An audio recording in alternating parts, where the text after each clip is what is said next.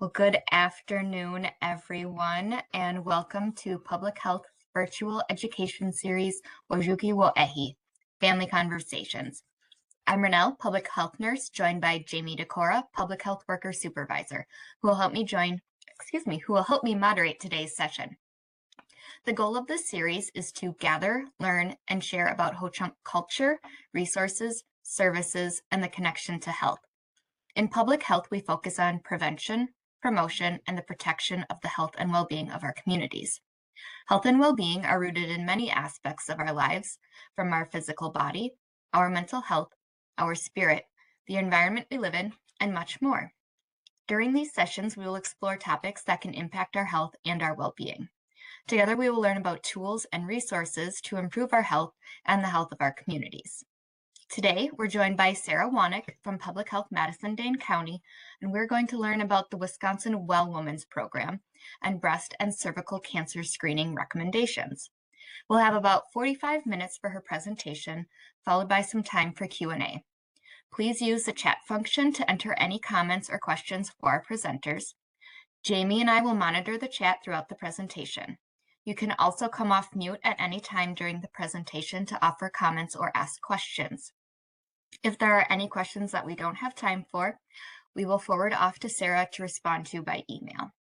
This session is being recorded and will be posted on the Department of Health website and Facebook page. Everyone, please welcome Sarah. Hi, everyone. Good afternoon.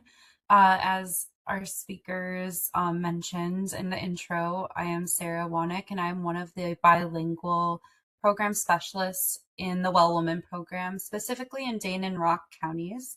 And I'm joined with 3 other staff that work together to enroll women in our program to provide free breast and cervical cancer screening services to women that are within our eligibility criteria.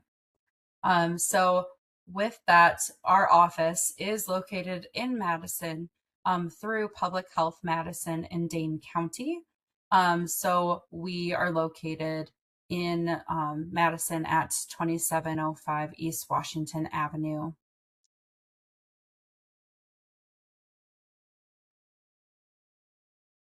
So just some reflection questions that I included to just start the presentation today include 3 of the following, and you can just take some time to yourself to think about these questions as we kind of continue with our talk today. The first one is, do you know anyone that has been diagnosed with breast or cervical cancer in your community? The second is, when was the last time you had a breast or cervical cancer screening? And the third is, how can you increase awareness about preventing and screening for breast and cervical cancer in your community? I hope that through my presentation today and in the days ahead after you've received this information, you'll be able to help answer some of these questions and think of ways that you can increase awareness about these screening services that save lives by detecting cancer early and having access to treatment earlier for yourself and for your community that you care about. So to provide some history on our program, it is the Wisconsin Well Woman program. It is a statewide program, but it all began when there was some legislation passed by U.S. Congress and Senate called the Breast and Cervical Cancer Mortality Prevention Act of 1990. Once this legislation was passed, that next year, it actually had the Centers for Disease Control and Prevention, the CDC, directed to create the National Breast and Cervical Cancer Early Detection Program. This program now exists in all 50 U.S. states and all U.S. territories. It also includes all tribal nations within the United States. And this program provides breast and cervical cancer screening services, and some states have expanded that coverage to also include other types of cancer screening, such as colon cancer screening in Minnesota with their version of the program that is the SAGE program. So depending on the state or area that you live in that would be providing your care and your services, once you are enrolled in our program, they would be able to tell you which services are covered. And if you do move to a different state, our office is able to help direct you to that National Breast and Cervical Cancer Early Detection Program that would exist where you are living. And for our state, this program started in 1994. So it did take a couple years for that program to be officially developed and begun in our state of Wisconsin. But it is now named the Wisconsin Well Woman Program. And that is what is used on our enrollment forms for our office names. If you were to do a Google search after our presentation today, that is how you would find most of the information about our program. And so we are lucky to have this program since that time. The program coverage has changed since 1994 to include more ages of women, sometimes more services that are diagnostic for breast and cervical cancer screening, such as a breast ultrasound, a diagnostic mammogram. Some diagnostic services that are included for the program are colposcopies for cervical cancer screening, as well as LEEP or cone procedures, which we'll kind of discuss in some of the next slides. So we are lucky that this program is still existing, and we're still advocating for the coverage to continue ahead. So about breast cancer awareness, many of you might know that October is the month that we have the breast cancer awareness campaigns. Many companies, many media, many local organizations have pink out campaigns because of the pink ribbon that is used to signify breast cancer. We participate in a lot of these media outreach campaigns through news, through radio, through newspapers, through food pantries, through health fairs.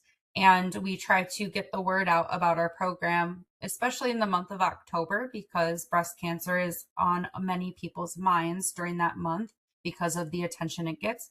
But we also promote our program and the screening services all year round. So while you may think of it most in October, we enroll people throughout the year. But we do see a spike and an increase in the amount of people we enroll around the month of October. One thing that we encourage people to be aware of when it comes to breast cancer awareness is to do self breast exams at home. And this will help people get more familiar with their breasts and how they normally feel and look. Typically, people will sometimes do the self breast exam when they're in the shower or before or after showering.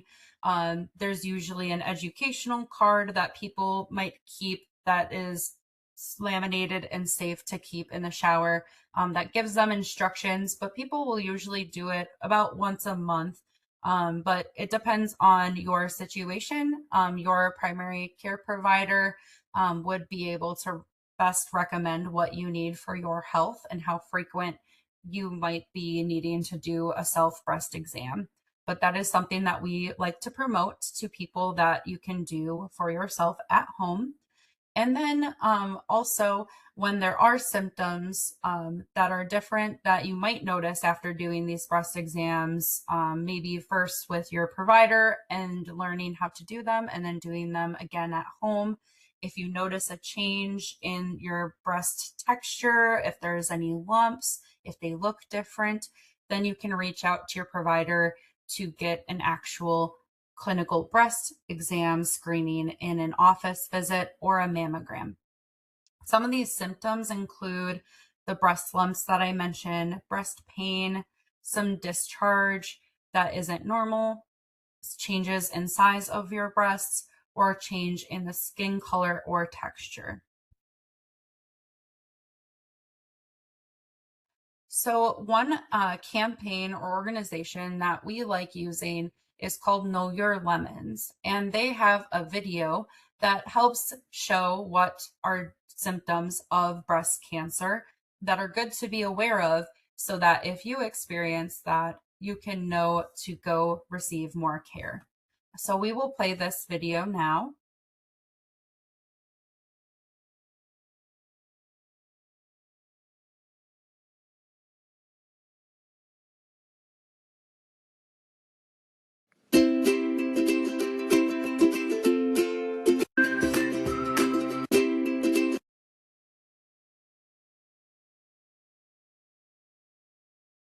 Let me expand it.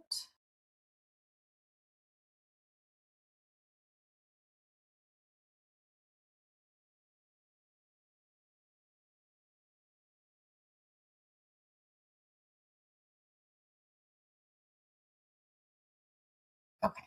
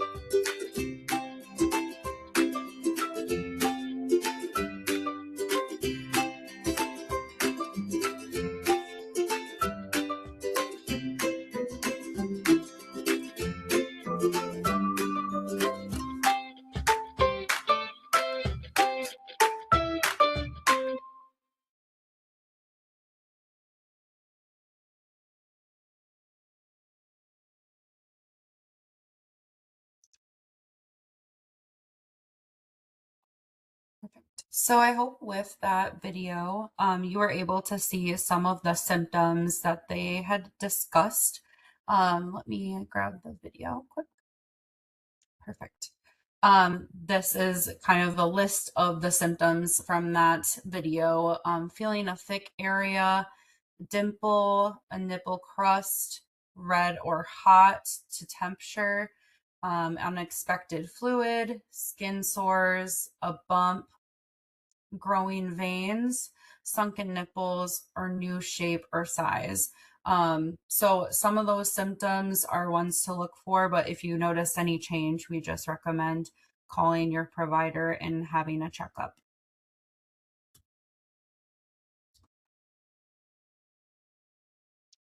So for breast cancer awareness, some things that you can do to reduce your risk of breast cancer diagnosis is avoiding use of commercial tobacco smoke. Sorry. This does not include the tobacco use of traditional tobacco use.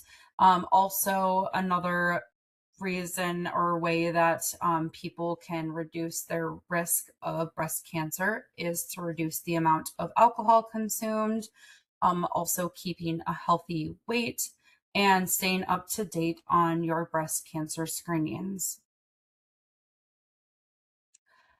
Talking about kind of the recommended timeline and for these breast cancer screenings, we usually go by the U.S. Preventive Services Task Force. They are the ones that set our recommendations every year and update them if there is advocacy or education that is presented with evidence to make that age younger and those screenings more frequent. Right now, they recommend mammograms every 2 years for women between the ages of 40 and 74 years old. For our program, something to know is that we will pay for a mammogram for a person every year, regardless of their age, as long as they're 35 years or older. If they're 35 years to 39 years old, they would need to be having a breast concern or symptom. Sometimes if someone has a known breast cancer family history diagnosis of their mother, aunt, sister, they can get enrolled due to having a higher potential of breast cancer. So we would be able to enroll them sooner as well. But typically, we serve women ages 40 to 64 years old. Usually, this is because women over the ages of 64 can be eligible for Medicare, and Medicare pays for the same services that our program pays for. We also will pay for that clinical breast exam every year as well.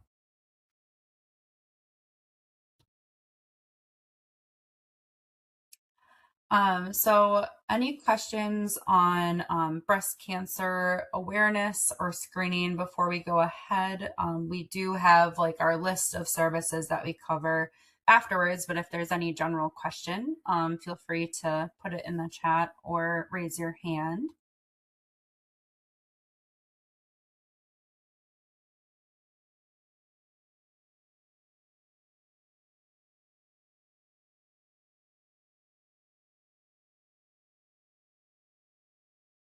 Okay, and if there's no questions, we'll move them on. And if you have any come up, feel free to keep using the chat and we'll be happy to answer it afterwards.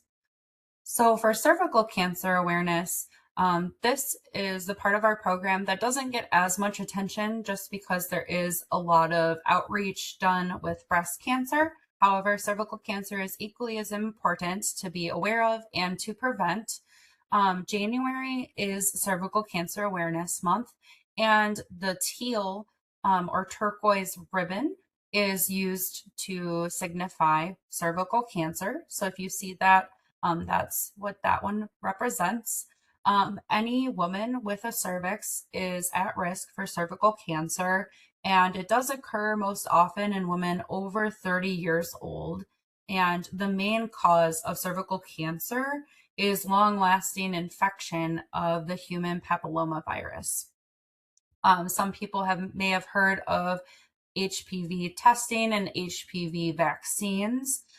These vaccines are usually given to younger adolescents and are in 2 or 3 dose series. At the health department in Madison and Dane County, they do offer it to early 20s to mid 20s if someone hasn't been vaccinated yet. And depending on the insurance situation and visit type, it might be free. So if you're interested, you can reach out to our program to get connected to receive that vaccine if interested and not available where you usually would go for your public health services or healthcare services.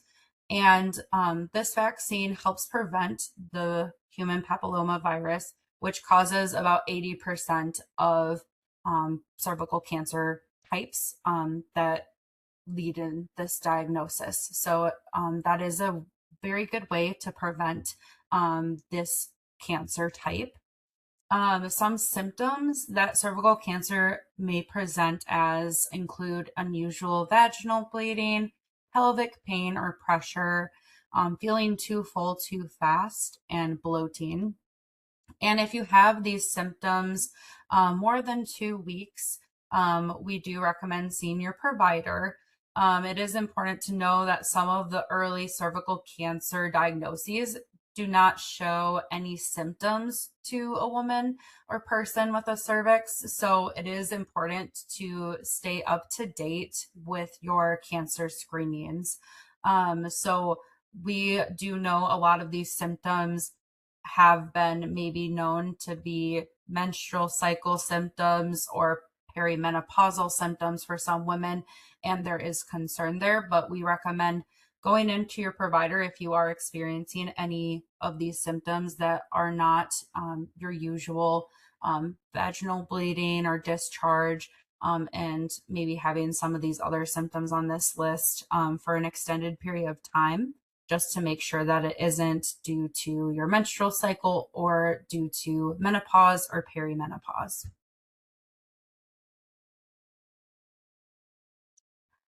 So some ways you can reduce your risk of cervical cancer include getting the vaccine for HPV, as we discussed. And Usually it's younger than 27 years old that they would allow this vaccine to be given. But it is sometimes a case by case situation. So it is best to discuss with your provider. Other ways to reduce your risk include having a pap smear test. Usually people receive this pap smear test every 3 to 5 years, depending on what their results were. And another way that they'll usually do at the same time as a pap test now in the doctor's office is getting the HPV test.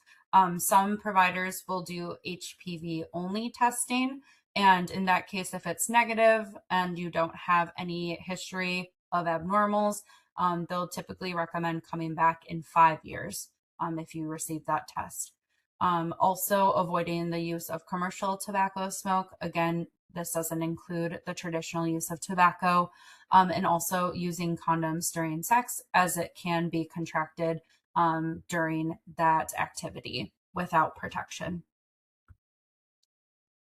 So for our screening recommendations for cervical cancer, we also go based on the CDC recommendations due to us getting our funding and being a program through the CDC.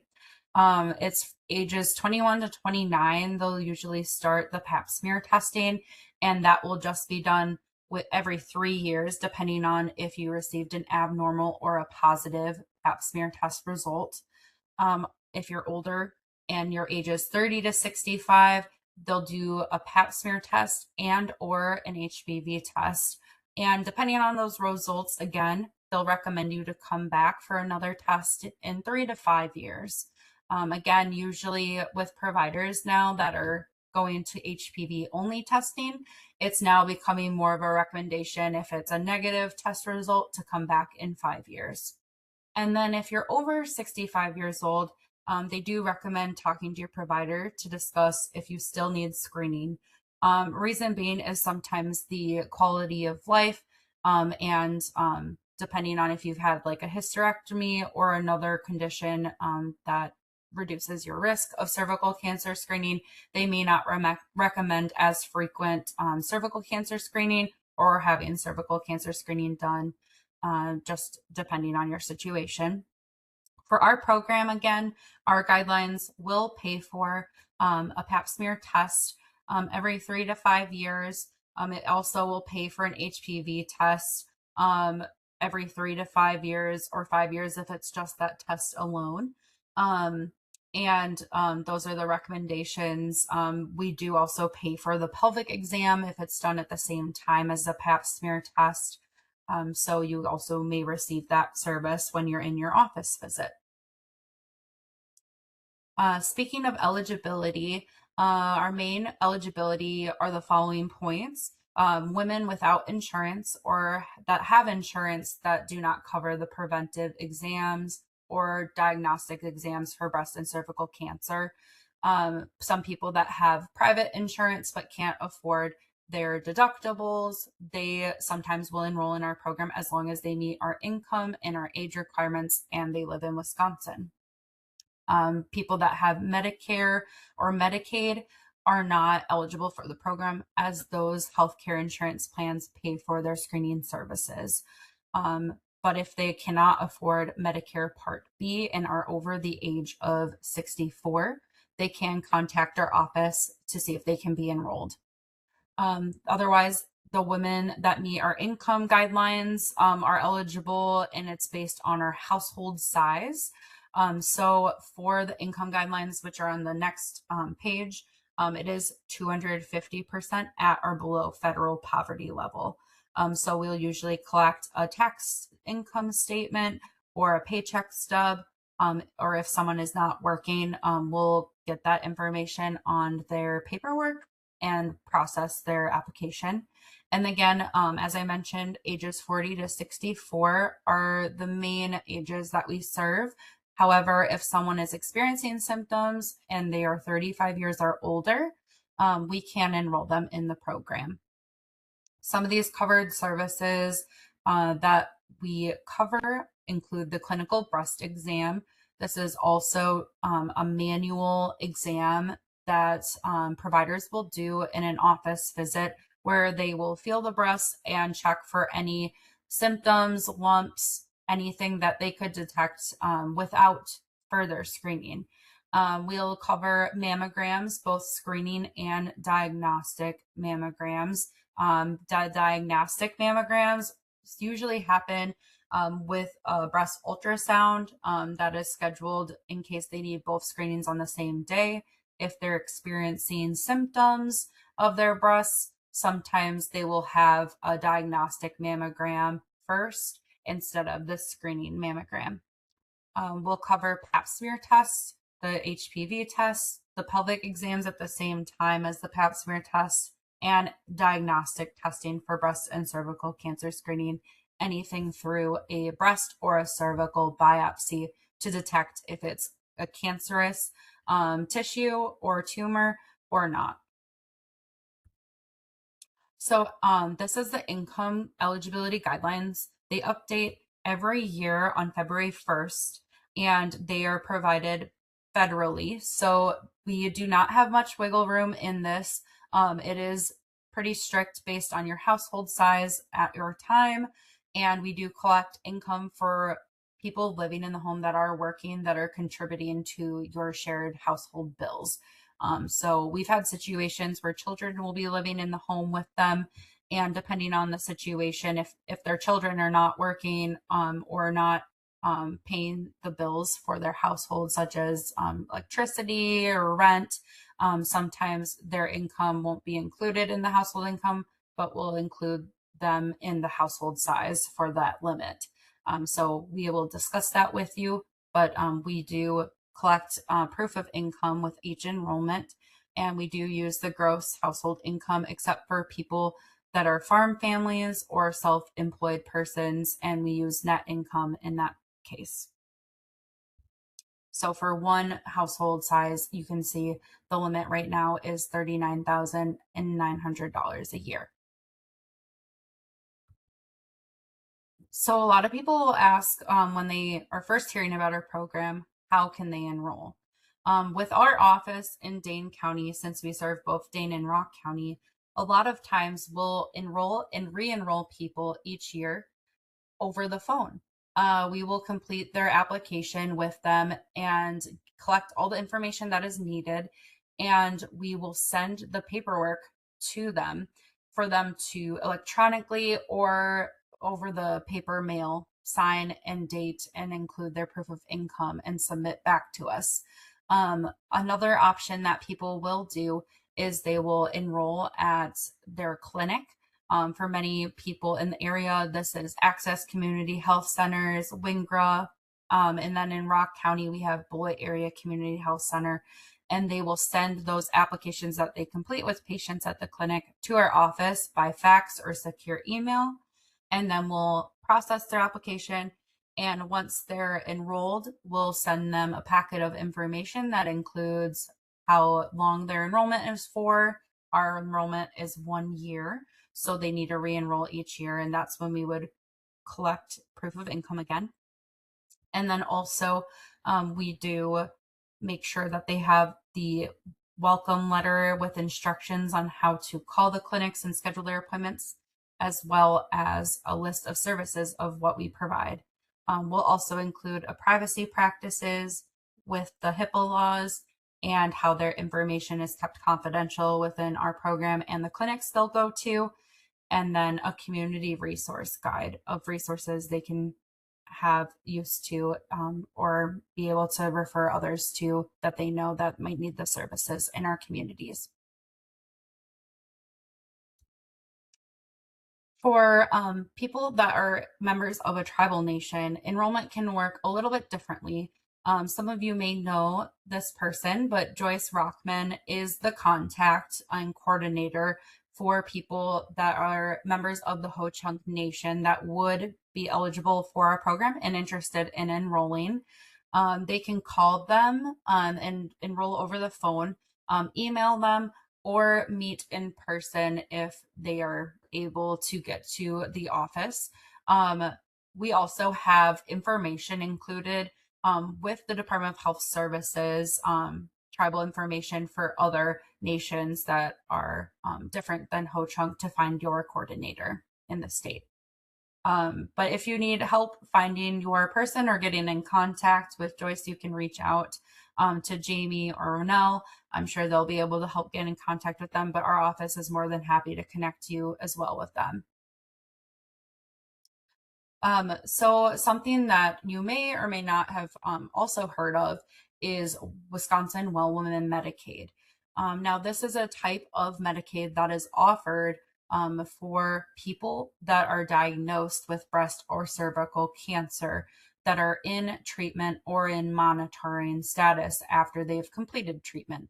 The way that people are eligible for this program and get enrolled is either by already being enrolled in the Wisconsin Well Woman program, or they're enrolled in the Family Planning Waiver program or Family Planning Only Services program. So many times we have helped people that used to have Badger Care or other private insurance types that had that coverage at some point during their breast or cervical cancer screening diagnosis, more so breast cancer diagnosis, because many women have had that for a longer period of time and they've unfortunately lost their health insurance coverage. And we've been able to enroll them into the Well Woman program for their screening purposes, and then be able to enroll them into Wisconsin Well Woman Medicaid, which will then begin to be their full coverage and provide full Medicaid benefits during cancer treatment and monitoring. And for monitoring, it really depends to the person and their situation and their provider. But if they're going in for visits with their oncology team still annually or getting scanned still, that will still qualify them to be in monitoring status. So they would still be eligible to keep the Wellman Medicaid if their provider says that they're still in that monitoring phase. So other eligibility that is a requirement for Medicaid includes that they are a Wisconsin resident, a U.S. citizen, and that they would provide their social security number for the application, that they have no other insurance at the time of enrolling for Well Woman Medicaid, and that they have already been screened or diagnosed with breast or cervical cancer or a precancerous condition. When we talk about precancerous conditions, you may have heard of breast cancer being stage 0. And that is where the cancer is found usually within the breast but hasn't spread yet. And that is a precancerous condition that would qualify a person for being in Well Woman Medicaid as long as they meet the other requirements.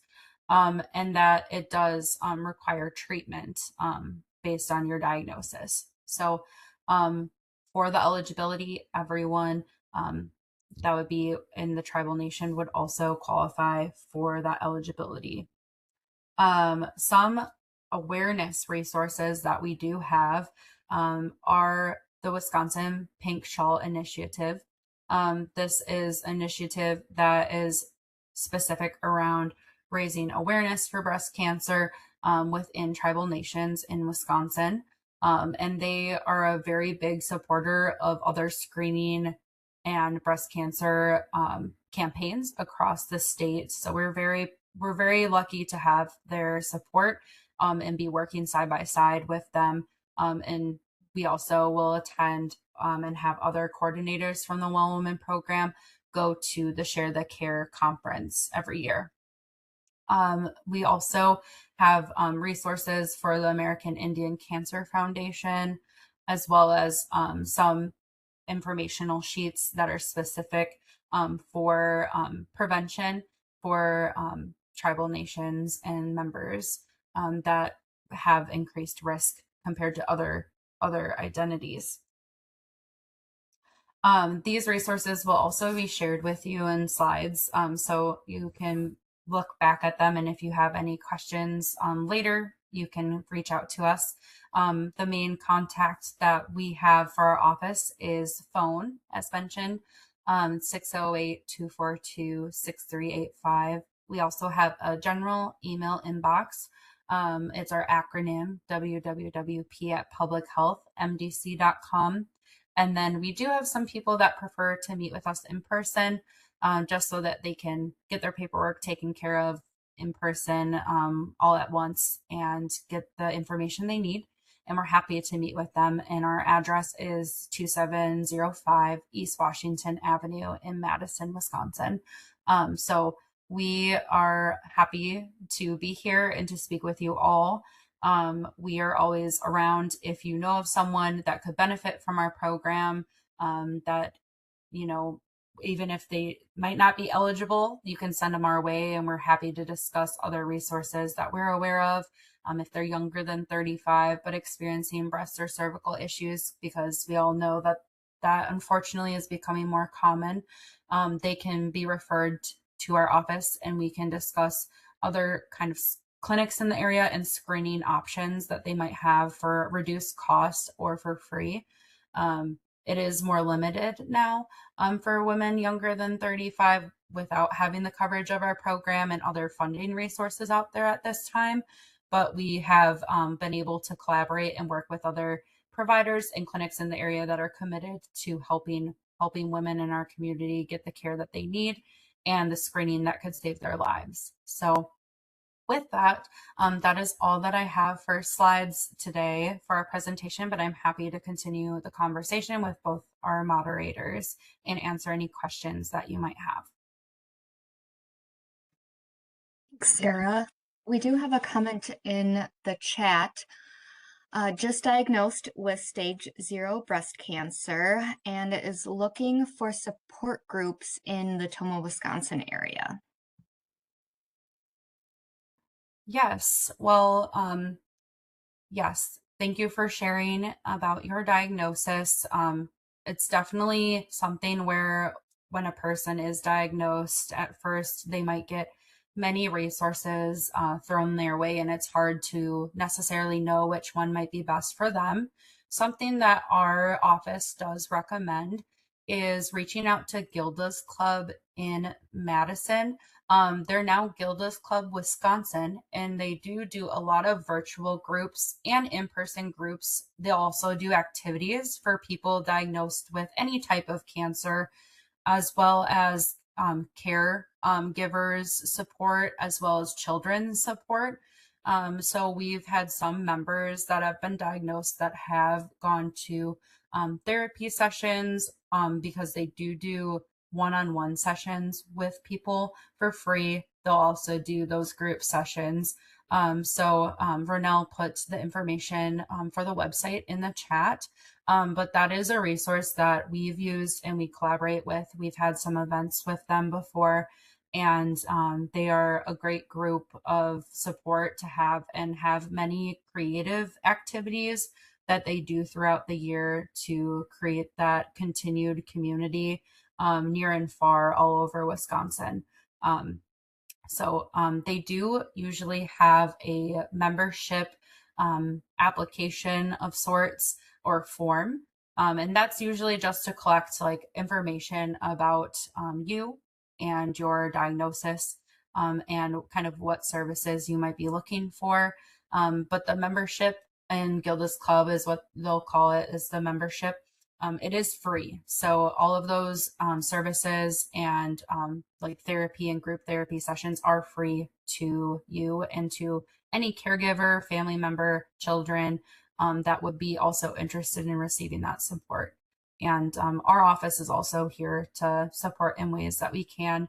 Another resource that we will send to people is the Behavioral Health Resource Center, or BHRC. They are a free navigation service for people to find a therapy or group therapy option that might be best for them. And they will kind of look at what health insurance coverage you might have.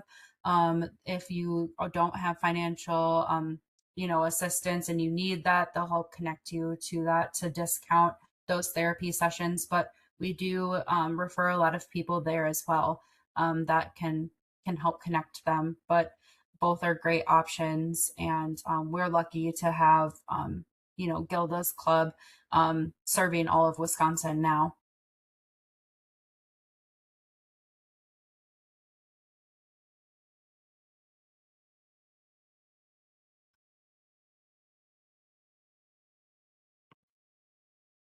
Thanks for that, Sarah. And if anyone needs help finding other resources within the tribe, whether it be health or social services, feel free to reach out to Jamie and I, and we can try to get you connected.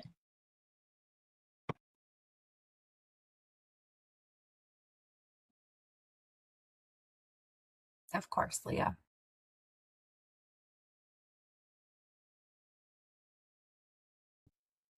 Does anyone else have any questions for Sarah?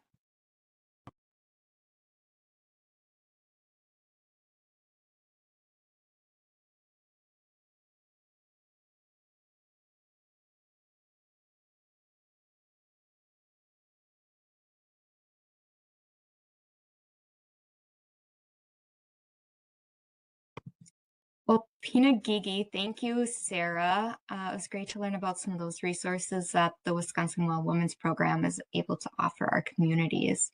And thank you, everybody, for joining us today. As a reminder, this session is recorded and will be available on the Department of Health website and our Facebook page. We look forward to seeing you again in 2 weeks on Wednesday, June 3rd. We'll be joined by John Plugers and Joe White Eagle from Ho Chunk Behavioral Health, and they're going to be sharing with us about men's mental health. You can use the same link as today to join all future sessions. To add the recurring WebEx link to your calendar, you can email Jamie and I. I will put our emails in the chat, along with a short feedback survey. We'd like to know what you'd like to learn about, or if you would like to present on any topic. Any feedback we would really appreciate. Thank you, everybody, and have a great rest of your day. Thank you all.